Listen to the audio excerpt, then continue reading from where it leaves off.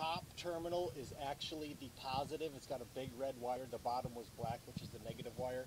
This clip came off relatively easy. It does have a locking mechanism, and I couldn't figure out whether it went in or out, so I just took a small blade screwdriver and pried up on it just a little bit, and it slid right off. This bolt, I'm using a 16 millimeter. It's just a little bit too big, but it did take it off without stripping it at all. So I'm going to take that off and pull the whole starter out.